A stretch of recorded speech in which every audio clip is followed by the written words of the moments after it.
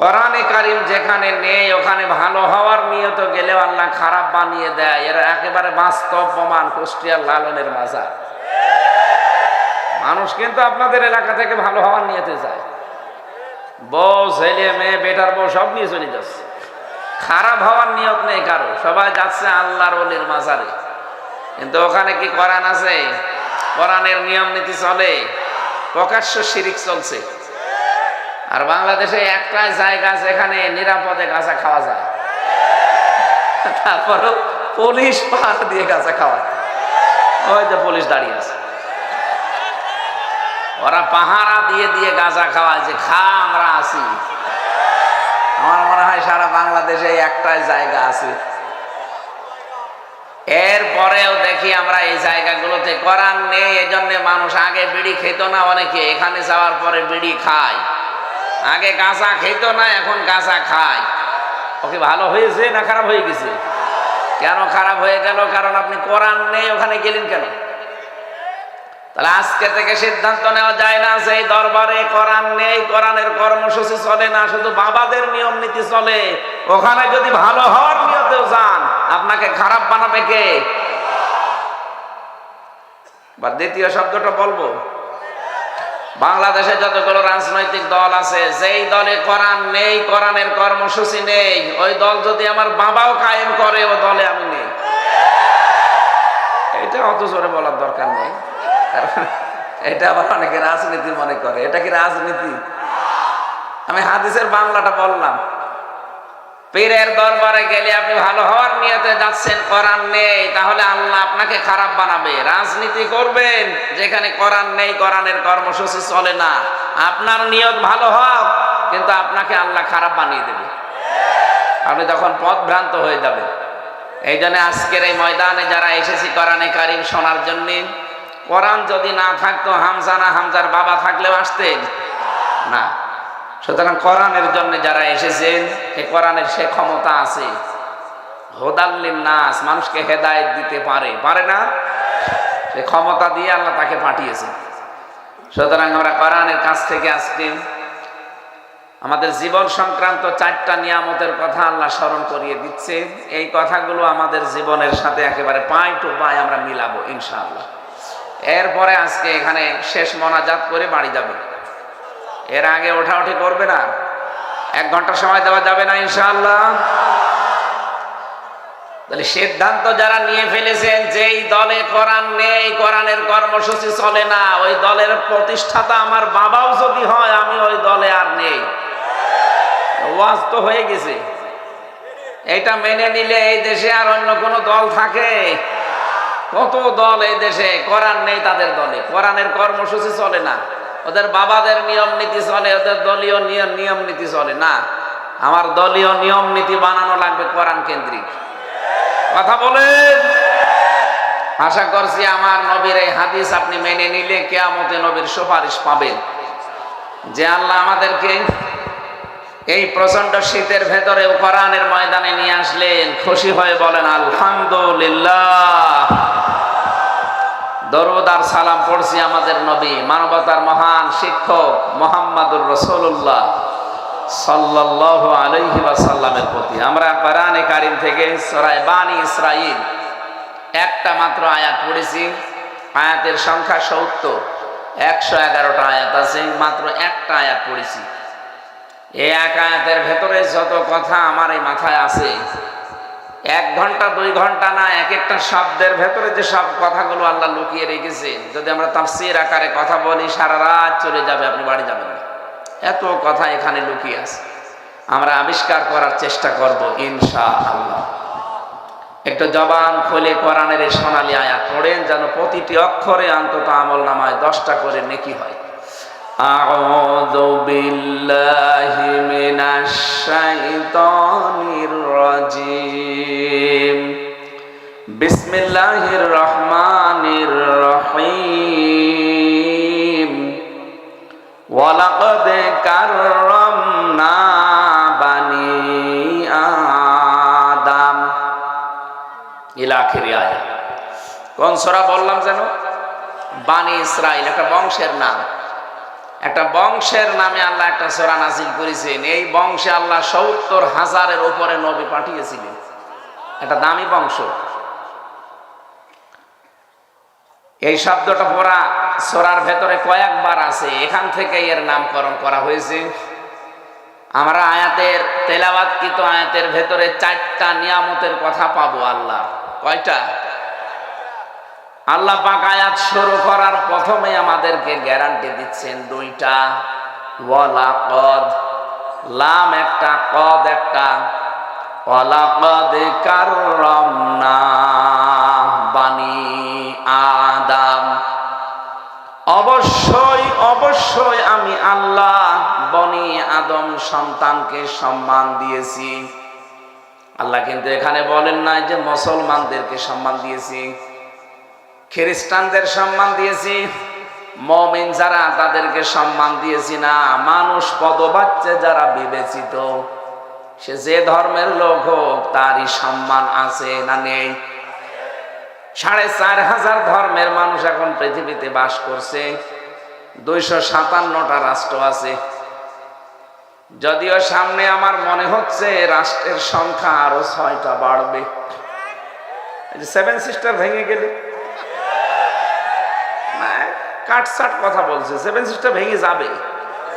আপনি দেখছেন না আজকে সারাদিনের ভেতরে খোঁজ রেখেছেন কি হয়েছে? চীন ওদিকে অন্তত একটা প্রদেশ ওরা থাবা দিয়েছে। আমাদের ডক্টর ইউনূস যদি একটা থাবা দেয়, ৬ টুকরা হয়ে গেলে ৬টা দেশ বেড়ে যাবে, মানে এটা বাড়বে। আজকে আমেরিকার একজনের কথা শোনেননি যে বাংলাদেশ নিয়ে যে মন্তব্য আপনারা দিচ্ছেন প্রতিবেশী হিসাবে, এটা কিন্তু পৃথিবী গ্রহণ করছে না। এদের স্বাধীন হওয়ার পর থেকে আমাদের পেছনে তারা লেগে আছে, এই প্রতিবেশী নামে কলঙ্ক। এরা প্রতিবেশী যেহেতু পাল্টানো যায় না ভাই, আপনাদেরকে আমরা তো পাল্টাতে পারবো না, আপনারা চরিত্র পাল্টান। এত মিথ্যা কথা বলেন কি করি? সারাটা জীবন ছড়িয়েছেন এই দেশে সংখ্যালঘু নির্যাতন হয়, অথচ ভয়েস অফ আমেরিকা, এরপরে মাইক্রোসফট, এগুলো সব ইহুদি খ্রিস্টানরা চালায়। তারা রিপোর্ট দিচ্ছে সবচাইতে বেশি সংখ্যালঘু নির্যাতন হয় ভারতে। বাংলাদেশে সংখ্যালঘু নির্যাতন আগস্টের 5 তারিখের পর থেকে জানুয়ারির 4 তারিখ পর্যন্ত একটাও হয়নি। যেগুলো হয়েছে কিছু বিচ্ছিন্ন ঘটনা, ওগুলো ওদের দ্বারাই। এই জন্য এই মিথ্যা রিপোর্টগুলো আপনারা ছড়িয়ে, মাইক্রোসফট রিপোর্ট দিয়েছে সারা পৃথিবীতে মিথ্যায় এগিয়ে আছে সবচাইতে বেশি ভারত। আপনারা কেমন প্রতিবেশী, আপনাদের জন্য বদনাম হয়ে যাচ্ছে। সুতরাং এমন কোনো কাজ করবেন না। আপনাদের যেহেতু পাল্টানো যাবে না, মাঝখান থেকে তার সাগর কেটে নদী কেটে আমরা ভাগ করে নিতে পারি না, ল্যান্ড একেবারে সাথে। সুতরাং চরিত্র পাল্টাবে। সারা ভারত এখন ফুঁসে উঠেছে এই উগ্রপন্থী হিন্দু, বিশেষ করে মোদি দাদার বিরুদ্ধে। আপনি মানুষ নামে কলঙ্ক হয়ে যাচ্ছে, মানুষ পদবাচ্চা বিবেচিত, আপনি এটা থাকার যোগ্যতা হারিয়ে ফেলছে। আল্লাহ আপনাকে সম্মান দিয়েছে বনি আদম সন্তান হিসাবে, এই সম্মানটা ধরে রাখা দরকার না? আল্লাহ বলেন আমি বনি আদম সন্তানকে সম্মান দিয়েছি, এটা জীবিত থাকতে এমনকি মরার পরেও। একটা মানুষ যদি মারা যায়, তাকে দাফন কাফন করা, তাকে কবরে দেওয়া, যদিও পুড়িয়ে ফেলা ঠিক না, অন্য ধর্মে যারা করেন এটা কিন্তু স্বাস্থ্যসম্মত না, বিজ্ঞানসম্মত না। আর কোরআন হাদিস তো বাদই দিলাম। কোথায় পেয়েছেন আপনাদের ধর্মীয় রীতি? এটা আপনাদের ধর্মেও লেখা নেই যে মানুষ পুড়িয়ে ফেলা লাগবে, এটা আপনাদের মানানো নিয়ম। হিন্দুদের যত ধর্মীয় গ্রন্থ আছে আপনি দেখবেন কোন জায়গায় মানুষ মরে গেলে পুড়িয়ে ফেলা লাগবে, কোন জায়গায় নেই। এই নিয়মটা ওরা বানিয়েছে। মানুষ মারা গেলে পর্যন্ত কান কেটে ফেলবেন, নাক কেটে ফেলবেন, জায়েজ আছে না? একটা মরা মানুষের আপনি কান কাটতে পারবেন না, নাক কাটতে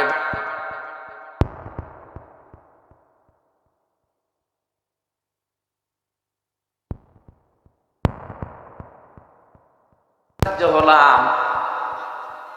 যিনি পালিয়ে গেছে তিনি মেজর বজলুল হুদাকে একেবারে সরাসরি জবাই করেছে। আরে ভাই, মানুষটা মারা গেছে ফাঁসি দেওয়ার পরে, আপনি জবাই করতে গেলেন কোন কারণে? তার নাক কাটা, মুখ কাটা, চোখ তোলা তো জায়েজ নেই, আর আপনি একদম সরাসরি গলা কেটে ফেললেন।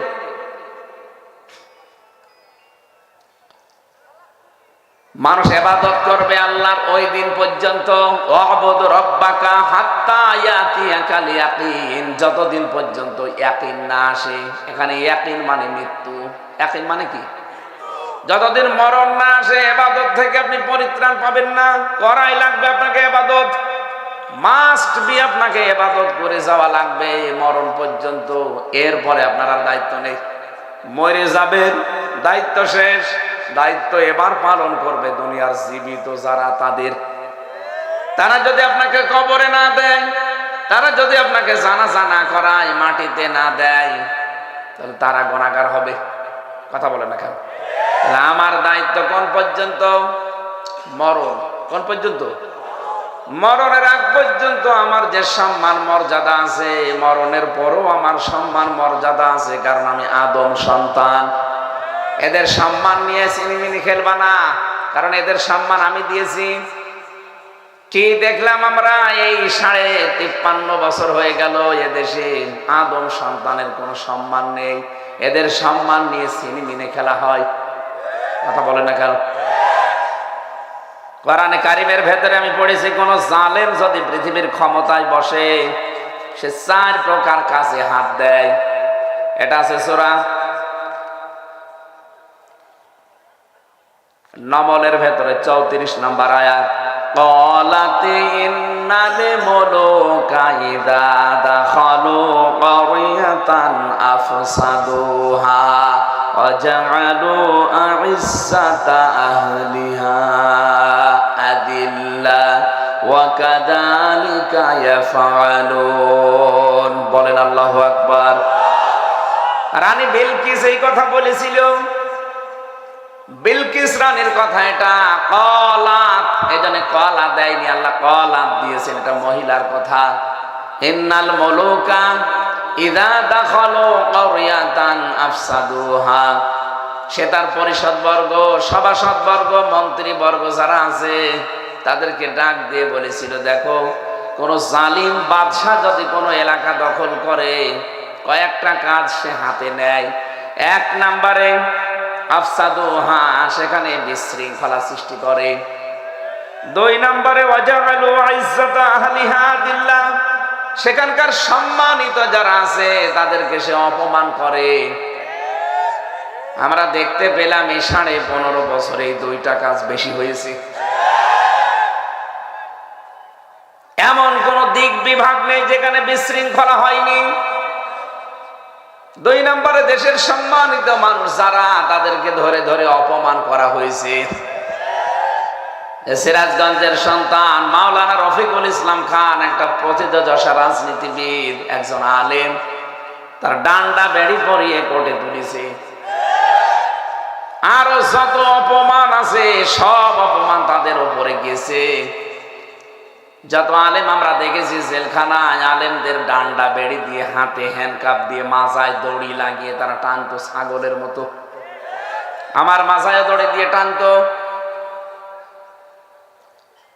বাস্তবতা এইটা, কারণ জালেম যদি কোনো এলাকা দখল করে, ক্ষমতা পায়, ওর প্রথম টার্গেট থাকে ওই এলাকাতে বিশৃঙ্খলা তৈরি করবে। 2 নম্বরে তারা সম্মানিত মানুষদেরকে অপমান করবে। তামাম দুনিয়া যাকে সম্মান দেয়, শহীদ আল্লামা দেলাওয়ার হোসাইন সাইদি রহমতুল্লাহ আলাইহি, তাকে পর্যন্ত তারা কত উল্টা পাল্টা মামলা দিয়ে কত হেনস্থা করেছে। 13টা বছর তার ওই ছোট্ট কুটি ঘরে কেটে গেল। এখনো পর্যন্ত ইসলামী আন্দোলনের সিপাহসালার জনাব এটিএম আজহারুল ইসলাম 17 বছর পর্যন্ত পৌঁছতেছে। কোরআন হাদিস যারা শুনতে আছেন, আমি 2 মিনিটে একটা শিক্ষা বলছি। সূরা ফাতা 18 নম্বর আয়াত, এটা আমি আকিজ গ্রুপের মাহফিলে পরশুদিন শিক্ষার জন্য বলেছিলাম। আমি শুধু ট্রান্স দিচ্ছি আপনাদের।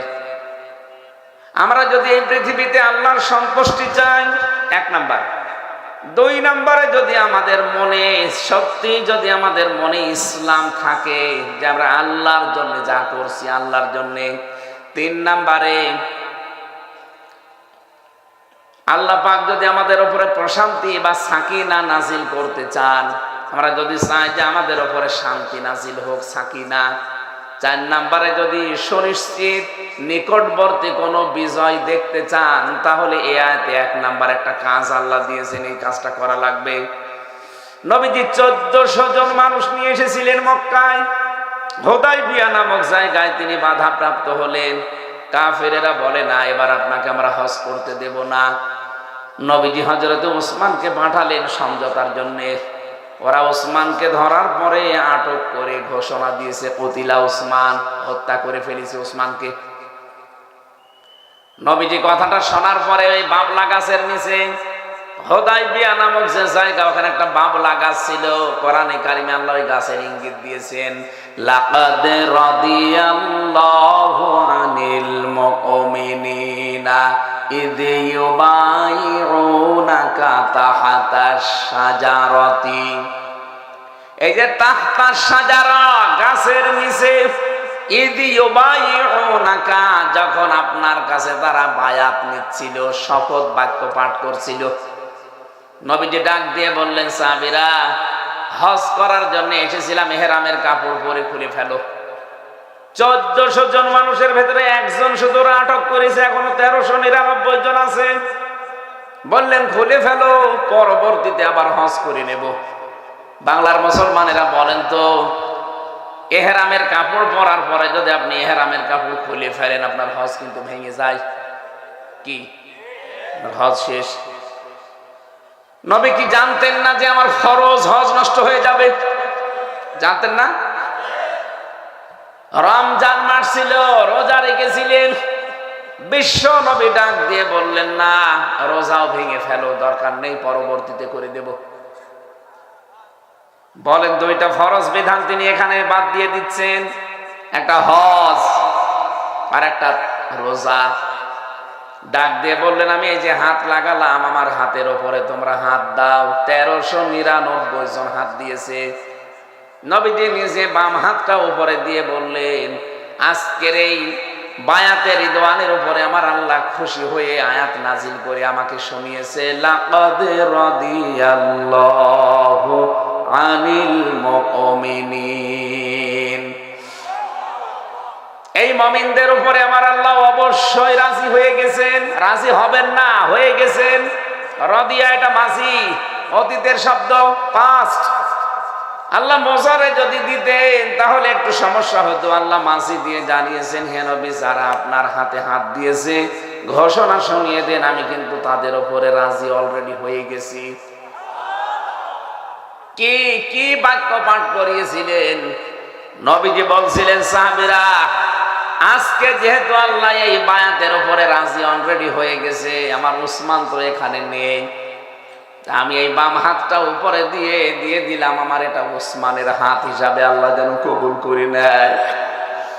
তোমাদেরকে আমি একটা বাক্য পাঠ করালাম আজকে, বিনা কারণে একটা নিরপরাধ মানুষকে ওরা আটক করে মেরে ফেলেছে, যদিও মারে নাই, কিন্তু ঘোষণা তো দিয়ে দিয়েছে, কতিলা উসমান, উসমানকে মেরে ফেলেছি। নবীজি বললেন, যারা একটা বিনা অপরাধে একটা মানুষকে মেরে ফেলতে পারে, উসমান হত্যার বদলা না নিয়ে আমরা কেউ মদিনায় ফেরত যাব না। ফরজ বিধান ছেড়ে দিলেন কয়টা? আরো জোরে বলেন, কি বাক্য পাঠ করাচ্ছেন দেখেছেন? যে বিনা অপরাধে একটা মানুষকে ওরা নিরপরাধ মানুষকে মেরে ফেলেছে, ওদেরকে আমরা প্রতিশোধ না নিয়ে বাড়ি ফেরত যাব না। ওরা এই ঘোষণা শোনার পরে ওসমানকে ছেড়ে দিয়েছে। আর 15.5 বছরে যত মানুষকে বিনা অপরাধে আটক করে রাখা হয়েছিল, যত মানুষকে খুন গুম আয়না ঘরে রেখে জীবনটা শেষ করে দিয়েছেন, সত্যিই যদি আমরা আল্লাহর সন্তুষ্টি চাইতাম, যারা মন থেকে ফালিমা মাফি কুলুবিহিম, এর পরের শব্দ এটা, হে নবী, এরা কিন্তু যা করছে আপনার হাতে হাত দিয়ে লোক দেখানোর জন্য না, মন থেকে করছে। এদের কলবের খবর তো আমি আল্লাহ জানি। ফানজালাস সাকিনাতা আলাইহিম, এদের এই যে মন থেকে এই অ্যাক্টিভিটিস, এই কাজকর্ম দেখে আমি আল্লাহ রাজি হয়ে গেছি। আমি আল্লাহ ওদের উপরে আমার করুণা, সাকিনা, প্রশান্তি নাজিল করে দিলাম। ওয়া আসাবাহুম ফাতাহান করিবা, ওদেরকে আমি একটা সুপ্রসন্ন, নিশ্চিত এবং নিকটবর্তী একটা বিজয়ের সুসংবাদ দিয়ে দিলাম। ওরা যে একটা নিরপরাধ মানুষের পক্ষে দাঁড়িয়ে জীবন দেওয়ার জন্য 1399 জন দাঁড়িয়ে গেছে, আমি এত খুশি হয়েছি। ওদের ওপর আমি কয়েকটা নিয়ামতের কথা ঘোষণা দিলাম। 1 নম্বরে ওদের মনের খবর আমি জেনে খুশি হয়ে গেলাম। 2 নম্বরে আমার সাকিনা নাজিল করলাম। 3 নম্বরে একটা নিকটবর্তী বিজয়ের সুসংবাদ দিলাম। কি কাজ করেছিল তারা বলেন তো? একটা নিরপরাধ মানুষের পক্ষে দাঁড়িয়েছে জীবন দেওয়ার জন্য। আজ বাংলার মানুষের আমরা যদি দল মত নির্বিশেষে নিরপরাধ মানুষকে আপনি ধরে ধরে আটক করবেন, জেলে দেবেন, রিমান্ডে নেবেন, মেরে ফেলবেন, সেই প্রথমেই দাঁড়িয়েছে তাম 18 কোটি মানুষ না, এটা হতে দেব না। এমনি জালেমরা আলেমদেরকে ছেড়ে দিত ভয়। ওরা যেমন ওসমানকে শুধু ভয় পেয়ে ছেড়ে দিয়েছে। আমার তো মনে হয় এখন বাংলাদেশের জন্য সব চাইতে বড় দায়িত্ব, যারা ইমানদার দাবি করেন, যারা আল্লাহর সন্তুষ্টি চান, যতগুলো মানুষ বিনা কারণে 17 বছর জেল খাটে, তাদের পক্ষে একটা আওয়াজ অন্তত তোলা দরকার যে তাদেরকে মুক্তি করা না পর্যন্ত বাড়ি যাব না। কথা বলুন। আব্দুল সালাম পিন্টু সাহেব যদি 17 বছর পরে ছাড়া পায়, গিয়াসউদ্দিন মামুন সাহেব যদি 17 বছর পরে ছাড়া পায়, লুৎফুজ্জামান বাবর যদি 17 বছর পরে ছাড়া পায়, জনাব এটিএম আজহারুল ইসলাম কেন 17 বছর পর মুক্তি পাবে না? বলতে পারেন ওনার মামলা কি? মামলা কিসের? ওদের তো বানানো ট্রাইব্যুনাল, বানানো বিচারপতি, বানানো রায়, বানানো সাক্ষী, সবগুলো যখন ওদের বাতিল হয়ে যাচ্ছে, ওদেরটা ধরে রাখা লাগবে কোন কারণে? কথা বলেন। যদি ধরে রাখতেন তাহলে আব্দুল সালাম পিন্টুকে আপনি মুক্তি দিলেন কি করে? লুৎফুজ্জামান বাবরকে মুক্তি দিলেন কি করে? ওদেরকে যেভাবে দিয়েছেন তারাও তো ফাঁসির আসামি ছিল। ওদেরকে যেইভাবে দিয়েছেন আমরা 18 কোটি মানুষ ওই 1399 জনের মতো আজকে সিদ্ধান্ত নিয়ে যাব, এটিএম আজহারুল ইসলামকে মুক্তি না দেওয়া পর্যন্ত আমাদের মুক্তি নেই। আমরা আল্লাহর সন্তুষ্টি চাই না? সন্তুষ্টি এই জায়গায় আল্লাহ রেখে দিয়েছেন। একটা নিরপরাধ মানুষ বছরের পর বছর ধুকে ধুকে মরবে মানে? আমাদের কিছুই করার নেই, হাত পা গুটিয়ে বসে থাকবো না। যেখানে যতটুকু যার অবস্থান আছে ওই জায়গা থেকে ইমানের দাবি অনুযায়ী আপনাকে প্রতিবাদ করা লাগবে। নবীজি যেমন একটু খালি শক্ত হয়েছিলেন, ওরা ভয়তেই ছেড়ে দিয়েছে। আমরাও মনে হয় এরকম কিছু করলে বাংলাদেশে বহু নিরপরাধ মানুষ বিনা কারণে বছরের পর বছর জেলে আছে, বিভিন্ন জায়গায় কষ্ট পাচ্ছে। এই যে চাঁদাবাজি যারা করেন তাদের কারণে অনেকে জিম্মি হয়ে আছে। এই শক্ত হলে এমনিতেই ভয় পেয়ে জালেমরা চুপসে যাবে। যে কথাটা বলার জন্য পর্যন্ত এসেছিলাম, জালেমরা যদি ক্ষমতা পায়, বিলকিস রানী শোনাচ্ছে তার সভাসদ বর্গদেরকে যে সুলাইমান নবী বোঝাতে চাচ্ছে সে একজন জালেম। উনি যদি আসে তাহলে ফিতনা সৃষ্টি করবে, ফাসাদ সৃষ্টি করবে, আর সম্মানিত তোমরা মানুষ যারা তাদেরকে ধরে ধরে অপমান করবে। তার মানে এই দেশে যারা এই কাজগুলো করলেন আপনি বিশ্বাস করতে পারেন আপনি একজন জালেম। কথা বলেন না কেন? আগামীতে যারা আসবে তারা যেন বিশৃঙ্খল কোনো পরিবেশ তৈরি না করে। আলা তুফসিদু ফিল আরদি বাদা ইসলাহিহা, সংশোধন হয়ে যাওয়ার পরে, শান্ত হয়ে যাওয়ার পরে অশান্ত করার জন্য যারা চেষ্টা করবে ওরা আল্লাহর টার্গেট। জালেম যেমন আল্লাহর টার্গেট। পরিবেশ শান্ত হয়ে যাওয়ার পরে কেউ যদি বিশৃঙ্খলা তৈরি করে, অশান্ত পরিবেশ বানানোর চেষ্টা করে, ভীতিপূর্ণ অবস্থান তৈরি করে, সেও আল্লাহর টার্গেট। ভালোই তো চলছিলাম আমরা, হঠাৎ করে আপনি কোথা থেকে নতুন নিয়ম চালু করে দিলেন সারা দেশে। এখন একযোগে বিভিন্ন জেলায় চলছে চাঁদাবাজি। একটা আতঙ্ক না? কথা বলে না কেন? গত পরশুদিন গাইবান্ধার জজের কাছে পর্যন্ত 50 লাখ টাকা চাঁদা চেয়েছে একজন। নিজেরা দোষ করে। এই কয়েকদিন আগে, 4-5 দিন আগে নারায়ণগঞ্জের বন্দরে এই তো 3-4 দিন আগে ঝিনাইদহের শৈলকুপায় নিজেরা কাজ কারবার করবেন আর একটা নিরপরাধ মানুষের উপরে দোষটা চাপিয়ে দেবেন। এ জাতি এখন আর আগস্টের 5 তারিখের আগে নেই, 5 তারিখ পার হয়ে গেছে। কালো চশমা আমাদের চোখে এখন আছে, এখন একেবারে ফকফকা দেখতে পাচ্ছি। জাতিকে কিন্তু আর পাগল ভাববেন না। সুতরাং আমরা যেন সাবধান হয়। আর গোয়েন্দা বিভাগের রিপোর্ট জানেন, আমি কয়েকদিন আগেও কথা বলেছি, তারা বলছিল যে সব আমাদের নখদর্পণে আছে, আমরা দেখছি এদেশে কে কেমন কাজ করে। আপনি কি মনে করছেন যে আমি নারায়ণগঞ্জের বন্দরে চাঁদা চেয়েছি রাত্রে কেউ জানে না? কে বলেছে জানে না? আপনি পায়খানায় বসে কি করেন তাও তারা দেখতে পায়। এমন কিছু তাদের হাতে আছে। আমি তো নিজে রিমান্ডে দেখেছি, আমার ম্যাডাম কথা বলেছে কোথায়, সে সাতক্ষীরায় একজনের কাছে, যে এই কাজটা করলে কেমন হয়। ওরা ভিডিও আকারে আমার রিমান্ডে দ্বিতীয় দিন দেখাচ্ছে, এই দেখেন। আপনি বলেন যে কিছু না দেখেন তো? আপনি যেখানে যা করছেন এখন তো আরো উন্নত। এই জন্য সাবধান, ওরা কিন্তু সব পর্যবেক্ষণ করছে, সব দেখতে পাচ্ছে কে কি করে। আপনি নিজের পায়ে এখন নিজে কোড়াল মারবেন না। বারবার ভিডিও মাত্র পাঠাচ্ছে, দেখছেন না যে থামেন থামেন আর কত। সুতরাং নিজেরা কাজ কারবার উল্টা পাল্টা করে যদি কোনো সাধারণ মানুষ নিরপরাধ মানুষের উপরে চাপিয়ে দেন, সূরা নিসা 112 নম্বর আয়াত, অমাইয়াকসিব খতিআতান আও ইসমান সুম্মা ইয়ারমি বিহি বারিয়ান ফাকাদ হাইতামালা বুহতানা ওয়া ইসমাম মুবিনা। আল্লাহ পাক বলেন অনেক মানুষ এমন আছে নিজে অন্যায় করে, আরে দোষটা একটা ভালো মানুষ নিরপরাধ মানুষের উপরে চাপিয়ে নিজে ভালো সাজে। আমার মনে হচ্ছে আয়াতটা বাংলাদেশে খাপের খাপ মিলিয়ে যাচ্ছে। অনেকে নিজেরা অন্যায় করছে, আর যে লোকটা কিচ্ছু জানে না তার উপরে দোষটা চাপিয়ে দিয়ে নিজে দেখছেন সাধু সাজতেছে। আল্লাহ বলেন এই লোকটা যেন প্রকাশ্য পাপের বোঝা বহন করে নিয়ে বেড়ায়। অত টের পাচ্ছেন না, কিন্তু জাতি টের পেয়েছে যে এইটাই পাপী। কথা বলেন।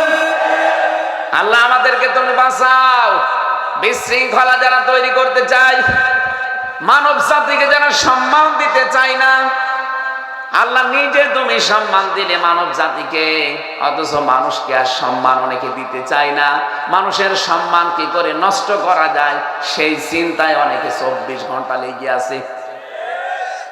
আরে ভাই, আমি মাওলানা রফিকুল ইসলাম খানের বিরুদ্ধে যদি বাইরে কিছু বলি, যদি ওনার ভেতরে দোষ থাকেও, তাহলে হবে গীবত। কি হবে বলেন বলেন? ওনার ভেতরে যদি ওই দোষ থাকে, ওনার অগোচরে বললে ওইটা হয় গীবত।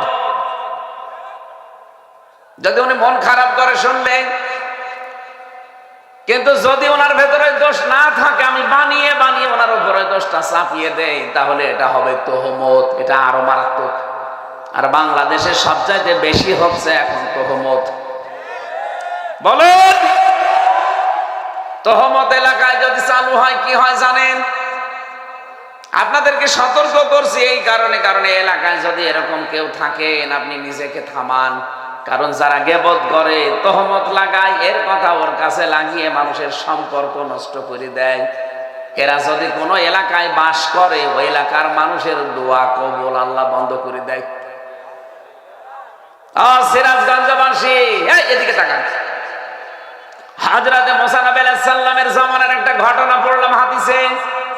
বৃষ্টি বন্ধ হয়ে গেছে, তিনি চাটিয়াল ময়দানে উম্মতদেরকে নিয়ে গেলেন, দোয়া করলেন। নামাজ আদায় করার পর আল্লাহ বৃষ্টি দাও।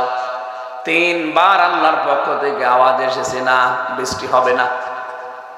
হযরতে মুসা তো আবেগপূর্ণ নবী ছিলেন, বারবার খালি প্রশ্ন করতেন। ডাক দিয়ে বলে, রব্বুল আলামিন বৃষ্টি দেবে না মানে এগুলো নয়, আমার উম্মত, আমার মায়া লাগে। তোমার তো বান্দা, তোমার মায়া লাগে না? আল্লাহ বলেন মায়া লাগে, কিন্তু বৃষ্টি দেব না। মায়া লাগে বৃষ্টি দেবে না মানে বলে, হ্যাঁ তুমি যাদেরকে নিয়ে দোয়া করছিলে এদের ভেতরে নামিমা, তালা তালি করা, এর কথা ওর কাছে লাগানো এরকম একজন লোক আছে। এ যতক্ষণ তোমার এই মোনাজাতে হাত তুলবে, তুমি নবী হওয়ার পরও তোমার দোয়াও কবুল হবে না। হযরত মুসা বললেন, আল্লাহ তুমি শুধু নাম বলো, কি করি দেখো। না, আমি নাম বলবার তুমি সবার সামনে অপমান করবা, আমি নাম বলবো না। হযরতে মুসা বলে, আল্লাহ আমি কিভাবে বসবো, আমি তো আর আলিম বিযাতিস সুদূর না, যে মানুষের মনের খবর জানি। আল্লাহ তাআলা বললেন, তোমাকে একটা বুদ্ধি দেই, সবাইকে নিয়ে তুমি তওবা করবা, তাহলে ওই লোকটাও তওবা করবে। তওবা করার পরে আমার কাছে কিছু বলো, দেখি আমি কি করি। মানে চাটিয়াল ময়দানে গেলেন, উম্মতদেরকে জানালেন এখানে একজন তালাতালি করা লোক আছে, মানুষের সম্মান নিয়ে সিনিমিনি খেলে, সম্পর্ক নষ্ট করে, এর কথা ওর কাছে লাগাই, কিন্তু কে আছে এটা আমি জানি না, তবে আছে। সেই লোকটা যতক্ষণ পর্যন্ত এখানে থাকবে আমাদের কারো দোয়া কবুল হবে না। এই জন্য আমরা চাই এখন আমরা তওবা করব, সেই লোকটাও যেন আমাদের সাথে তওবা করে। তাওবার নিয়ম কিন্তু তিনটা, আপনারা জানেন হয়তো। তাওবা 1 নম্বরে স্বীকৃতি দেওয়া, 2 নম্বরে অনুশোচনা করা, অনুতপ্ত হওয়া, 3 নম্বরে জীবনে কাজ আর করব না বলে ফিরে আসা। কথা বুঝতেছেন? হযরতে মুসা তাওবা করালেন তাদেরকে। এই 3টা শর্ত মেনে যখন সবাই তাওবা করেছে, তাওবা করার পরে ওই লোকটাও তো ওইভাবে তাওবা করে ফেলেছে। এবার তিনি হাত তুললেন, সঙ্গে সঙ্গে আমার আল্লাহ বৃষ্টি নাযিল করে দিলেন। এত বড় পাওয়ারফুল নবী যাকে কালিমুল্লাহ বলা হয়, তার দোয়াও কবুল হয় না, খালি সাথে তালাতালি করা, সম্পর্ক নষ্ট করা একটা লোক ছিল। এখানে যদি এরকম কেউ থাকেন যে গীবত করেন, তহমত লাগান, এর কথা ওর কাছে লাগিয়ে মানুষের সম্পর্ক নষ্ট করে দেন, আপনি চলে যান, নয়তো এ মাহফিল মাঠে মারা যাবে। আপনি থাকলে আমি হামজা না, রফিক খান না, কাবা শরীফের ইমামে বসিয়ে থাকলেও দোয়া কবুল হবে না। এজন্য আশা করছো আপনি চলে যাবেন, এখন চলে যাচ্ছে, যা ও চলে যায়, দেখ ও মনে হয় তালাতালি করে। মানুষের সম্মান নিয়ে সিনেমিনে খেলা বন্ধ করা লাগবে। আগামীতে যারা আসবেন ক্ষমতায় তাদেরকেও আহ্বান জানাবো, আল্লাহ কিন্তু সম্মান দিয়েছেন মানব জাতিকে। কে দিয়েছেন? এদের সম্মান নষ্ট করলে আল্লাহর আরশ পর্যন্ত কেঁপে যায়। এই জন্য জালেমদের পতন ত্বরান্বিত হয়েছে। এই 15.5 বছরে আর যাই করুক, বহু মানুষের সম্মান নিয়ে তারা সিনিমিনি খেলেছে। এই কথা বলছেন না কেন? এত দামি জিনিস এটা, ওয়ালাকাদ কাররামনা বানি আদম, অবশ্যই আমি বনি আদম সন্তানকে সম্মান দিয়েছি। এখানে ফাইল কর্তা সরাসরি আল্লাহ নিজে। আল্লাহ বলেন আমি নিজে তাদেরকে সম্মান দিলাম। বিশ্বনবী নিজে সম্মান দিয়েছেন। একটা ইহুদির লাশ যাচ্ছিল, নবীজি দাঁড়িয়ে গেলেন। সাহাবীরা বলে, হুজুর দাঁড়ান, এটা ইহুদির লাশ। নবীজি বলেন, ইহুদি তাতে কি, সে তো আদম সন্তান। আমি দাঁড়িয়েছি আদম সন্তানের সম্মানে, কারণ আল্লাহ তাকে সম্মান দিয়েছেন। আর আপনি একটা ইহুদিকে দেখে নবীজি যদি সম্মান দিতে পারে, আপনি কি করেন? আপনি সম্মানিত মানুষদেরকে অসম্মান কি করে করা যায়? বানিয়ে বানিয়ে তাদের নামে উল্টা পাল্টা কেস, মামলা, সাক্ষী জোগাড় করে আর অপমান করেন। এটা আমি নিজে তো সাক্ষী আমারটাই। এই সিরাজগঞ্জের কোন ছেলে নাকি সংসদ ভাঙতে গেছে, সেই মামলায় আমারে সন্দেহমূলক ধরে নিয়ে 3 বছর জেল খাটালেন। তার ছেলে তো রাখেন না, আমার রেখেছিলেন ফাঁসির কন্ডেম ছেলে। এমনিতে যদি ওয়ার্ডে রাখতেন তাও তো থাকতে পারতাম, সারাদিন চলাফেরায় 24 ঘন্টা আপনারা তালা লাগিয়ে রাখতেন। কি হয়েছে আমার? হ্যাঁ, আমার কষ্ট হয়েছে পরিবার সহ ছেড়ে দিয়ে থাকতে, কিন্তু আপনাদের কি হলো? এখন তো কাউকে পাচ্ছেন না। যেন মানুষের জীবন নিয়ে, মানুষের সম্মান নিয়ে যারা সিনেমিনি খেলেন, মানুষকে যারা সম্মান দিতে চান না, তাদের করুণ পরিণতি শেষে কিন্তু আল্লাহ এইটাই ঘটায়। সূরা নমলের ভেতরে পাবেন 19 নম্বর পারা 20 নম্বর পৃষ্ঠার 7 নম্বর লাইনের 52 নম্বর আয়াতে আছে, ফাতিলকা বুয়ুতুহুম খাবিয়াতাম বিমা যালামু ইন্না ফি যালিকা লায়াতাল লিকাউমিন ইয়ালামুন। রব্বুল আলামিন বলেন, ফাতিলকা বুয়ুতুহুম, আল্লাহ যেন এভাবে আঙ্গুল দিয়ে দেখাচ্ছেন বাংলার মানুষদেরকে। যদিও আয়াতটা নাজিল হয়েছে লূত নবী আলাইহিস সালাম সম্পর্কে, কিন্তু আয়াতটার ভেতরে ফা আছে প্রথমে। আরবি গ্রামার অনুযায়ী ফা ব্যবহার করা হয় 19টা অর্থে। আল্লাহ পাক যখন তার কুদরতের হাত দিয়ে, আঙ্গুল দিয়ে কিছু মানুষকে দেখাতে চান যে এই এই, তখন ফা ব্যবহার করেন বক্তব্যের আগে। ফাতিলকা বুয়ুতুহুম বাইতুন না বুয়ুত বহু বচন। আল্লাহ বলেন এই সেই ঘরগুলো, আল্লাহ যেন আঙ্গুল দিয়ে দেখাচ্ছেন এই সেই ঘরগুলো। এটা এসটি ইমামের ঘর, এটা হানিফের ঘর, এটা ইনুর ঘর। নাম যদিও নেই, আমার মনে হয় আল্লাহ নাম দিলে দিতে পারতো। এখন যদি আয়াত নাযিল হতো নাম দিত। এই সেই তানভীর আরাফাতের ঘর, তানভীর ইমাম। এই সেই ঘরগুলো। কেন এই ঘর কি খাওয়াবিয়াতান জনশূন্য করে দিয়েছি। আপনি হানিফের বাড়ি যান কুষ্টিয়ায়, ওটা এখন টয়লেট হয়ে গেছে। হ্যাঁ, 4-5 জন একসাথে যায়, কেউ এদিকে কেউ এদিকে কেউ এদিকে, মনে হচ্ছে যে জামাতবদ্ধ টয়লেট চলছে। এমনিতে আল্লাহ এটা করেনি। আল্লাহ বলেন বিমা যালামু, এদের জুলুমের কারণে আমি এটা করেছি। কারণ এই ঘরে বসে বসে তারা জুলুমের দুর্বিসন্ধি করত, ষড়যন্ত্র করত, কাকে সকালে ধরিয়ে দেবে, কার বিরুদ্ধে মিথ্যা সাক্ষী দেবে। এই কথা বলছে না নাকি? এই দেশে ছিল না এটা? সারা দেশের অবস্থায় আমি দেখছি 630টা থানায় আমি গেলাম এবছরে, প্রায় জায়গায় যে দেখি জালেমদের বাড়ি ঘর সব একই অবস্থা। আল্লাহ তাআলা বলেন ফাকতিয়া দাবিরুল কওমিল্লাযিনা যালামু। কতিয়া এটা মজুদ, এর ফাইল জানা নেই। জালেমদের শিকড় গড়ে বাড়ি ঘর সব ধ্বংস হয়ে গেছে। কে করেছে ফাইল যেহেতু জানা নেই, কেউ জানে না। হানিফ সাহেবের বাড়ি দেখেন পায়খানার প্যান পর্যন্ত মানুষ খুলে নিয়ে চলে গেছে, কিন্তু কে নিয়েছে কেউ জানে না।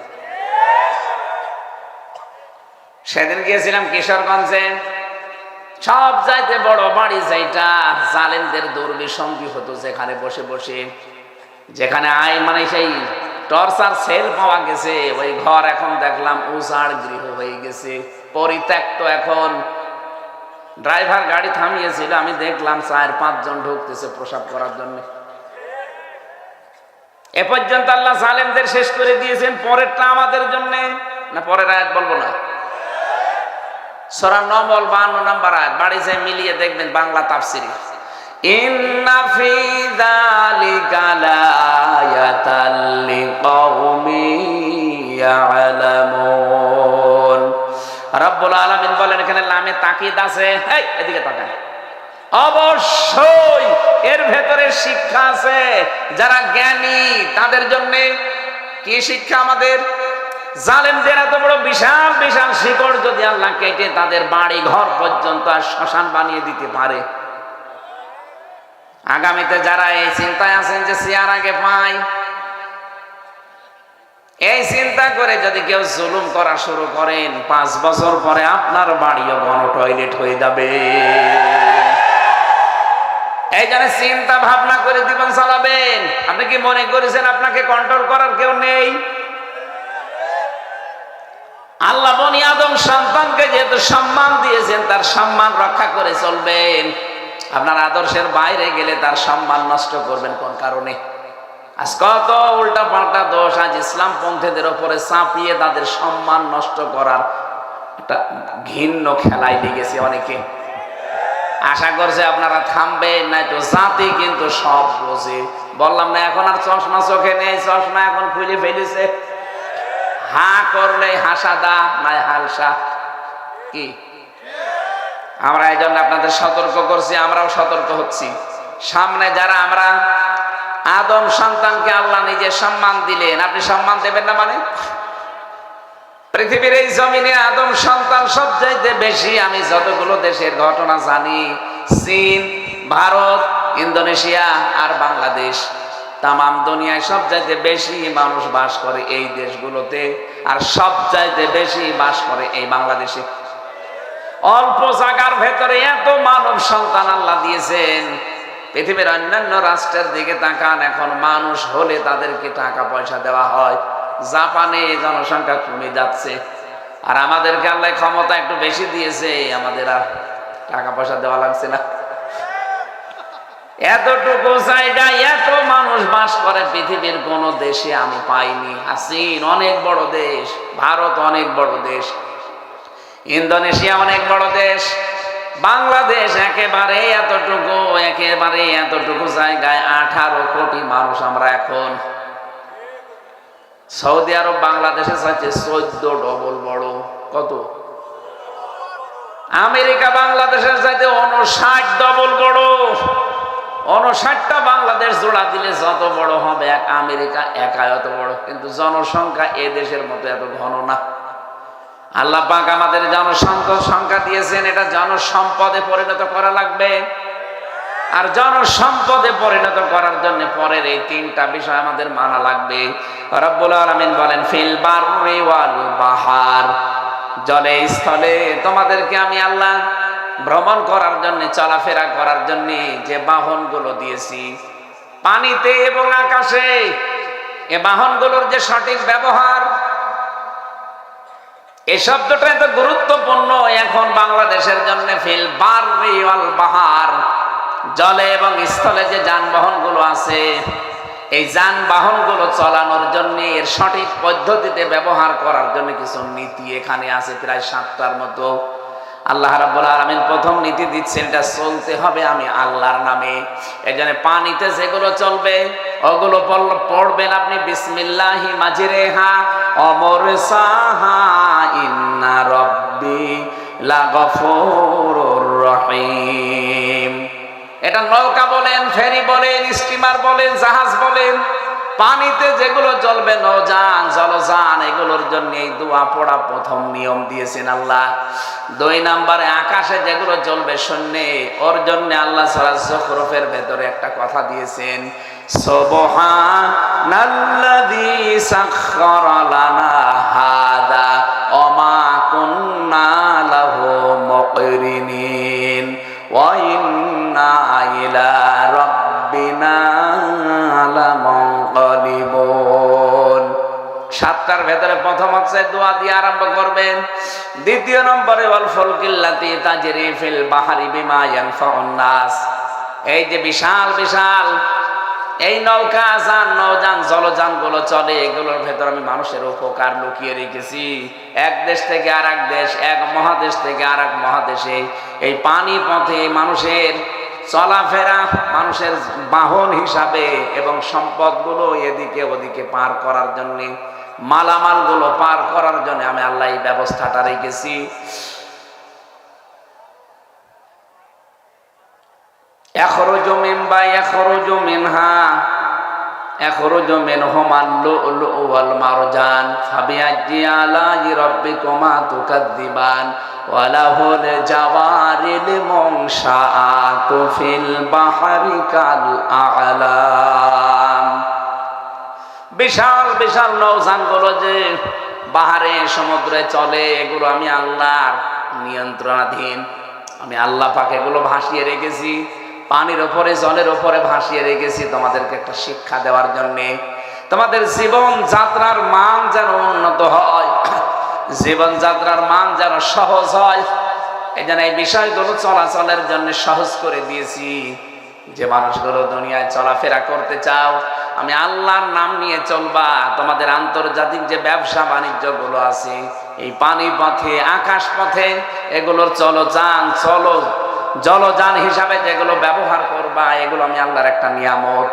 2 নম্বরে নিয়ামতের ঘোষণা আল্লাহ দিয়েছেন, ওয়ারাযাকনাহুম মিনাত তাজ্জিবাত, জীবন উপকরণের জন্য আমি উত্তম রিজিক তোমাদেরকে দিয়েছি। এই কথাটা ভালো করে খেয়াল করো।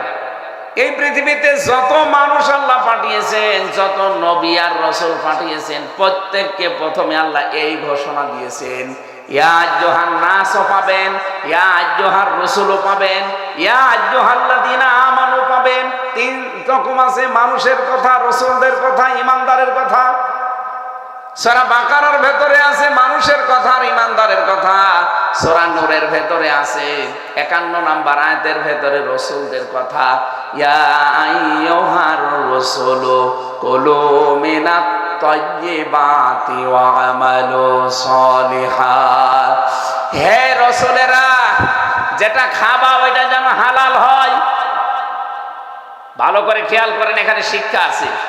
প্রত্যেকটি রাসূলকে আল্লাহ এই নির্দেশ দিয়েছেন, যা খাবা ওইটা যেন হালাল হয়।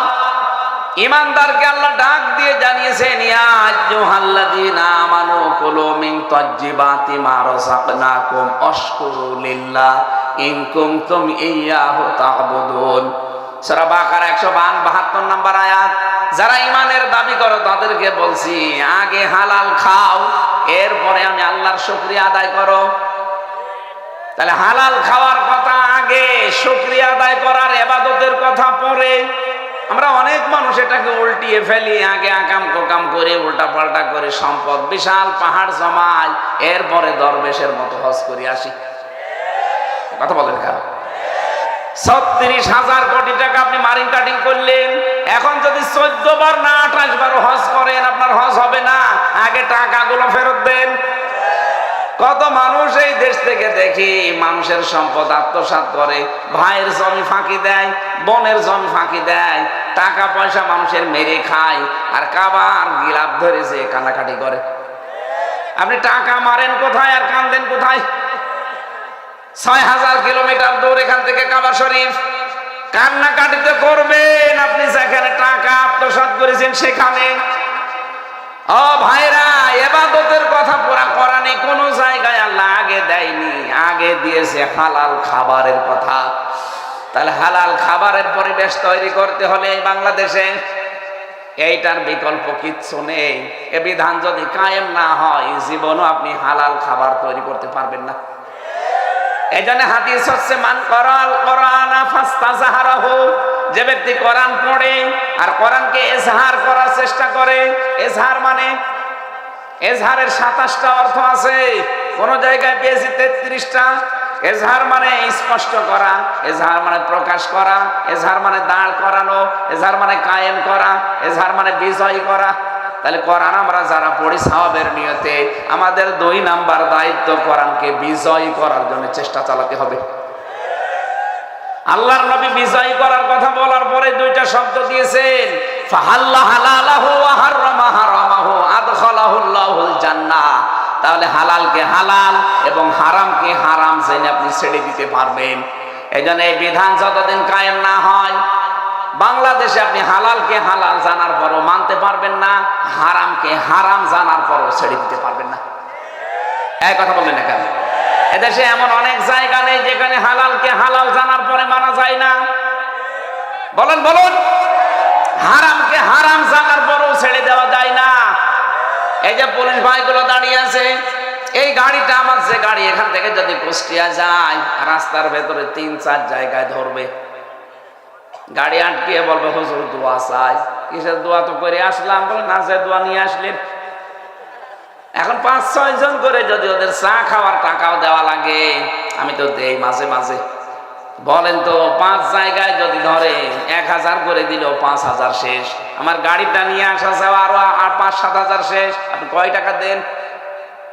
এখন যে মানুষগুলো এই যে নিয়েছে, এদের একা দোষ না, এদের উপর থেকে যে আল্লাহর ওলি আছে তাদের আবার ভাগ দেওয়া লাগবে। এরা যদি নিজেরা ভালো হতেও চায় পারবে না, কারণ উপরে বসে আছে আর এক আল্লাহর ওলি। তাহলে এইটা বন্ধ করার জন্য এই যে এটার বিধান যদি কায়েম হয়, উনি আর আমাকে ঠেকিয়ে বলবে না দোয়া চায় আর দোয়া আমারে দেবে। এই জন্য কোরআনে কারীম প্রতিষ্ঠা হওয়ার আগ পর্যন্ত এদেশে হালালকে হালাল আপনি মানতে পারবেন না, হারামকে হারাম জেনেও ছেড়ে দিতে পারবেন না, এরকম বহু পরিবেশ আছে। বলেন বলেন, অর্থনীতিতে যান, ব্যাংকিং ব্যবস্থায় কত ব্যাংক চলছে এদেশে।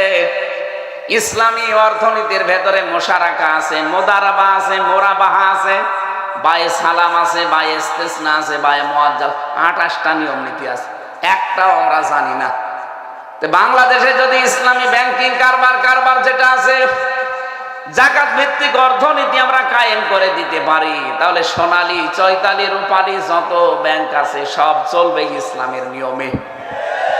আপনি ইসলামী অর্থনীতি পুরাটা তখন আপনার ইবাদত হিসাবে গণ্য হয়ে যাবে। আপনি হালালকে হালাল জেনে মানতে পারবেন, হারামকে হারাম জেনে মাস্টলি ছেড়ে দিতে পারবেন।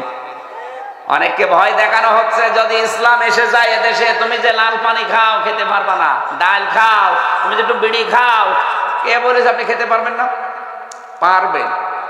এখন যদি এই সিরাজগঞ্জ মহেশপুর যে মসজিদ আছে, মাঝে গেলেন, এই চার দেওয়ালের মাঝে থাকাকালীন যদি আপনার বিড়ির নেশা আসে, খেতে পারবেন? কেন? আপনার বিবেকে বাধা দেবে, কারণ ওই পরিবেশটাই ওইরকম। কথা বলে না কেন?